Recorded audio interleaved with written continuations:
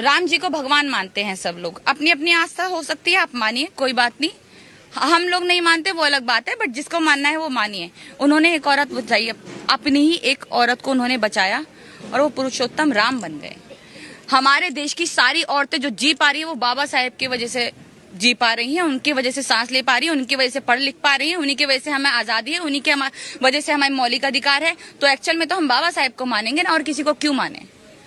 As a women मैं तो बाबा साहेब को ही मानूंगी ना यहाँ पर बैठकर। तो दलितों को ये बात समझनी चाहिए, इनफैक्ट दलितों को नहीं, ये हमारे देश के सारे ही लोगों को बात समझनी चाहिए कि देश में जो सारे अधिकार हमें मिले हैं वो हमारे संविधान ने हमें दिए हैं।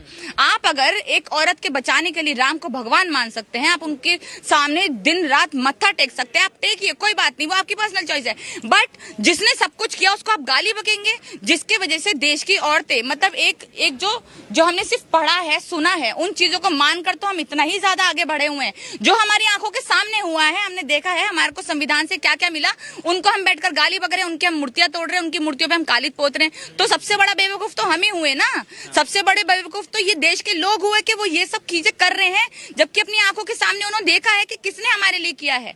तो लोगों को ये बात समझनी चाहिए। जनता ही इतनी मूर्ख हो जाती है एक टाइम पे, वो इतना ही अपने आप को ऐसा समझ लेती है कि भैया हम तो किसी भी को मान रहे हैं, जो हमने चीजें आज तक पढ़ी है, हमने सुनी है, वो हमारे लिए सब कुछ हो गए। जिन्होंने एक्चुअल में उनको सब कुछ दिया, उनको वो गाली बकने में लगे हुए हैं। तो हमारे लिए तो मैं नहीं मानती, बट एक्चुअल में अगर कोई भगवान इस तरीके की कुछ चीज होती है, या फिर माना जाता है, या फिर जो लोग मान रहे हैं, या फिर एक शक्ति है जिन्होंने सब कुछ हमें दिया, जिसके वजह से हम जी रहे हैं, वो हमारे लिए सिर्फ और सिर्फ बाबा साहेब हैं। हम उन्हीं को मानते हैं, हम उन्हीं को मानेंगे।